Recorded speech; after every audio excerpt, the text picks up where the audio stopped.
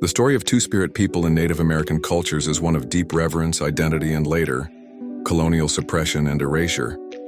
Here's a summary of their significance and how European colonization led to the destruction of their status and cultural roles. Who were the Two-Spirit people? In many indigenous cultures across North America, Two-Spirit people held honored roles in society.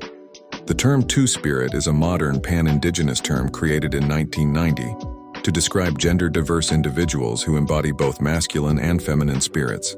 But long before the term existed, tribes recognized individuals who did not fit into rigid male-female roles.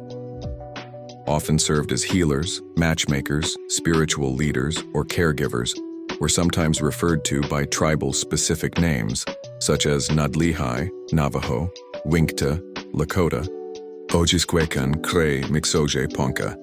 They were not seen as deviant, they were often considered sacred or even blessed. What happened under colonization? When European colonizers arrived, they brought with them strict binary gender roles and Christian morality, which viewed Two-Spirit identities as unnatural or sinful.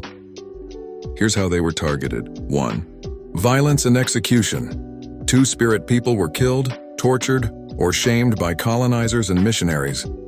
There are documented cases of Europeans executing Two-Spirit individuals, calling them sodomites or cross-dressers.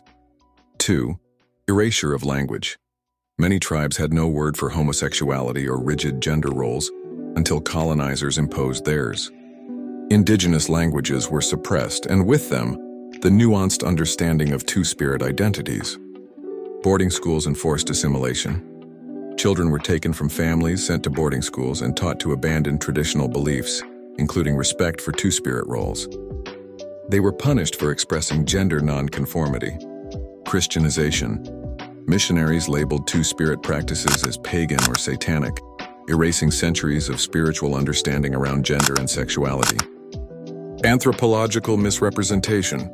Early anthropologists often called Two-Spirit people Berdasha, a derogatory term rooted in Arabic and French meaning male prostitute or slave. This term persisted in academic texts until the late 20th century. Revival and resilience today. Despite colonial attempts at erasure, Two-Spirit people are reclaiming their sacred roles in many tribes. There's a growing movement among indigenous communities to restore traditional teachings, create spaces for Two-Spirit youth, heal from historical trauma. Annual Two-Spirit gatherings, activism, and art are helping bring visibility and pride back to their identities. A final reflection. The destruction of Two-Spirit traditions is not just about gender or sexuality.